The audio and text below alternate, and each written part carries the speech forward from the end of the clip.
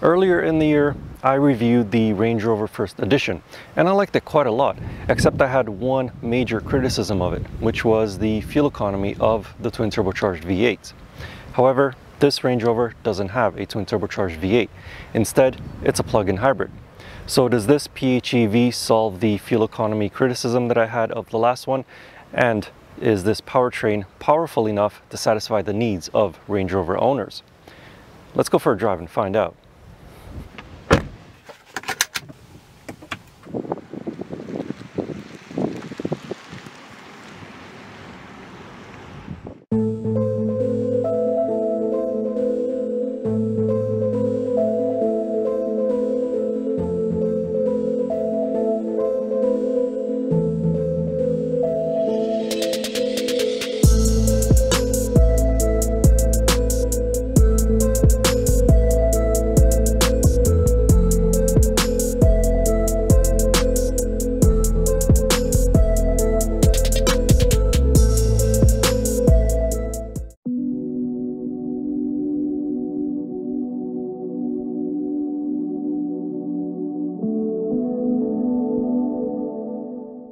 So let's start with the fuel economy first. Yes, it is better. Much better than the V8. Unfortunately, I don't know what it's actually rated for, because Energuide, which is the Canadian version of the EPA, and actually even on fueleconomy.gov's website, I haven't been able to find official fuel economy figures for this PHEV version of the Range Rover. I was able to find fuel economy figures for the standard Range Rover, the one with the inline six, just like how this one has, but without hybrid. And that one is rated for 13.1 liters per 100 kilometers in a city and 9.1 liters per 100 kilometers on a highway. What I can tell you though is that during the 6 days so far that I've had this Range Rover PHEV, I've been averaging 1.2 liters per 100 kilometers. A heck of a lot better than the, I think it was 15 or so liters per 100 kilometers that I was averaging with the V8. Now, of course, this number is going to vary for you depending on how often you plug it in or how long your commutes are. So if you have really long commutes and it uses up all of the electricity, then of course you're going to be driving on the gasoline engine. And speaking of driving on electricity, this PHEV Range Rover has a 38.2 kilowatt hour battery, which is pretty big for a plug-in hybrid. The usable energy I think is like 31 kilowatt hours or something like that. But either way, you're getting a claimed 88 kilometers of driving range, which is, again, quite a lot for a plug-in hybrid. So because of this long range, I've been able to go to work and come back home on a single charge and still have a little bit of range left over. I've barely had to use the engine, which is why so far I've been averaging 1.2 liters per 100 kilometers. So you can make a very big check mark on the fuel economy of this Range Rover. But what about the power? Well, as I said, this does have a 3-liter turbocharged inline six, and it produces 434 horsepower and either 406 pound-feet of torque or 457 pound-feet of torque. I'm not sure which one it is because on the Canadian Land Rover website it says 406 pound-feet of torque, whereas on the American Land Rover website it says 457 pound-feet of torque. And also other publications and other auto journalists have been quoting the same two numbers, either 406 or 457, so I don't know which one it is. But 50 pound-feet apart, this powertrain definitely has the power. Obviously, it's not as powerful as the twin turbocharged V8, but it'll still be more than enough for 99–98% of people's needs. 0 to 100 kilometers an hour takes 6 seconds, so it's pretty quick for something that weighs as much as a small asteroid.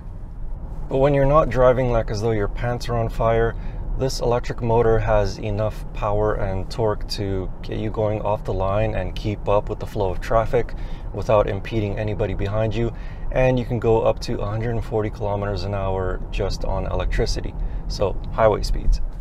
To recharge the massive battery, it will take approximately 14 hours from a normal wall outlet. If you plug the SUV into a level 2 charger, then it should be fully recharged in about 2.5 to 5 hours, depending on the speed of the charger. But this is one of a very few plug-in hybrid vehicles that can be recharged from a level 3 DC fast charger. It's only available for 50 kilowatts, but even at that speed, it will replenish the battery from flat to 80% in about 25 minutes. This Range Rover PHEV does have regen braking, but it doesn't allow you to control how much you actually want from the car. So there are no different drive modes that you can select from, like a low regen braking or a high regen braking, and there is no one pedal drive mode. All of the regen braking is controlled through your foot and the brake pedal. But at least the brake pedal does feel normal. So it doesn't do any sort of funky things like move on its own like how the brake pedal in the Mercedes-Benz EQS SUV does.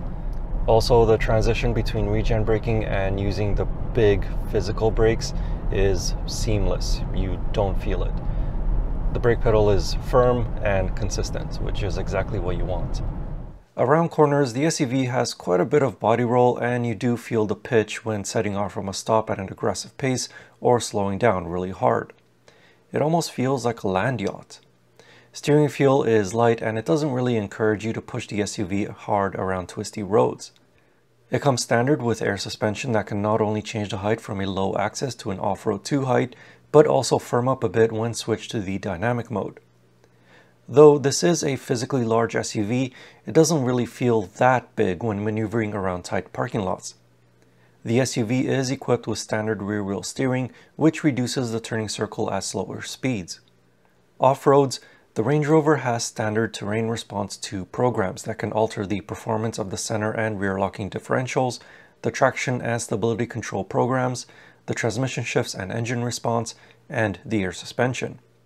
The different modes are grass, gravel, snow, mud ruts, sand, rock crawl, water wading, which can wade up to 900 millimeters or 35.4 inches of water, and a configurable mode that allows you to change certain parameters such as differential lock, powertrain response, traction control, and so on.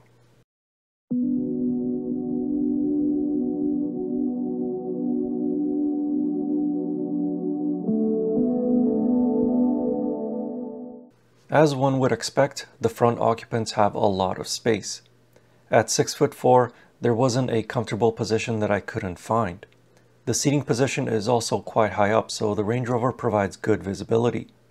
The back seats are not quite as spacious, as this demo vehicle is the standard wheelbase version. There is a long wheelbase version of the Range Rover with more second row legroom, but at the time of filming this review, the P440e is only available on the standard wheelbase version.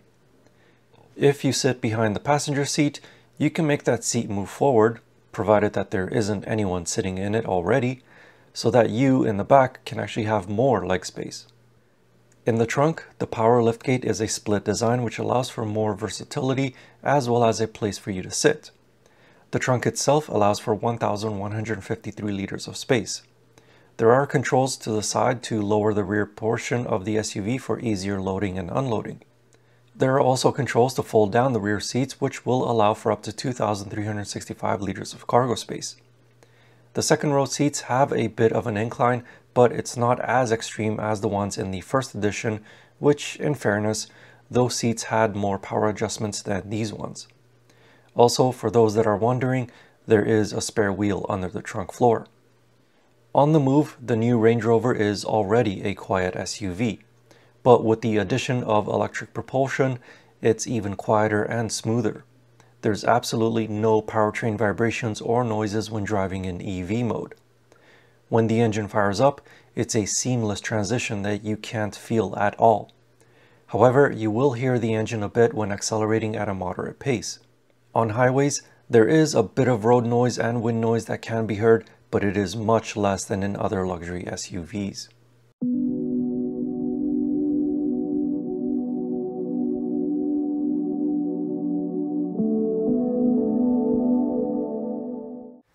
Of course, this being a Range Rover, it comes with a price tag that is as big as this SUV, still in the six-figure range. But interestingly, this plug-in hybrid is a little bit less expensive than the twin turbocharged V8. Now, for that kind of money, it does have the usual features that one would expect from a luxury vehicle. So there's leather everywhere that you look, and it's the really soft leather from the one that's on the dashboard to the one on the door panel to the seats themselves.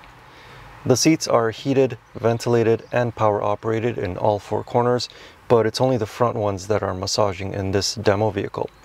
There's also surround view cameras, 4-zone automatic climate control, a rear camera mirror, head-up display, panoramic sunroof, aluminum trim, open pore wood trim, but if you don't like the open pore wood, you can option it for something else. And again, just the usual luxury features that you would expect from a six-figure vehicle. However, this demo car is not fully loaded. Instead, the first edition that I drove earlier in the year was fully loaded, and that one had a few more unique features on it. I'm not going to list every unique gadget and feature that you can option in the new Range Rover because I don't want this video to be an hour long, but some of the highlights include a pretty clever parking assist system. Not only can the big SUV find a spot and park itself, both perpendicularly and parallel, but it can also exit from a parking spot. The doors are soft close, and there's a button on the driver's side door that allows them to quickly lower the SUV to the access height when exiting the vehicle.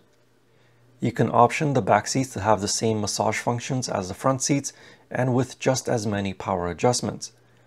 The ones in this demo vehicle could only recline a bit, but the ones in the first edition that I test drove a little while back had the full power adjustments. The center armrest can be power operated, and you can have a touchscreen from which you can control the ambient lighting, the sunroof sunshade, the seat adjustments, as well as the heating, cooling, and massage functions, the air vent controls, and deploy the cup holders. Yes, the cover for the cup holders is power operated. So there's a lot of gadgets and gizmos for you to play around with in this new Range Rover, and those are just some of the bigger highlights. I do have to mention, however, that not all of these features are available with the plug-in hybrid powertrain, but they are available on other trim levels of the new Range Rover. Back to the front, the interior design is very minimalist compared to the Range Rovers of the past. A single 13.1-inch touchscreen is the only item on the dashboard, with two knobs underneath it for the temperature controls. When the car is on, the capacitive touch controls for the climate are illuminated, and the knobs double as heated, ventilated seat controls and fan speed.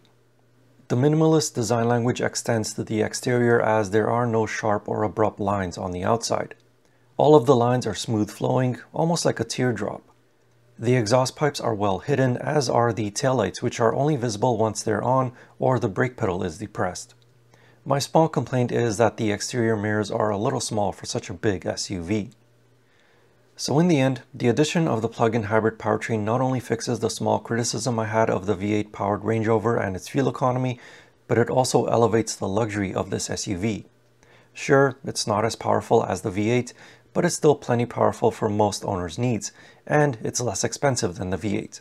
That is, for the starting price. I've always said that electric powertrains make a lot of sense for luxury vehicles, and this Range Rover PHEV is giving us a glimpse of the upcoming full EV Range Rover that's coming next year. In the meantime, I hope you enjoyed this video, and as always, I'll see you in, most likely, another SUV. Thanks for watching. See you next time.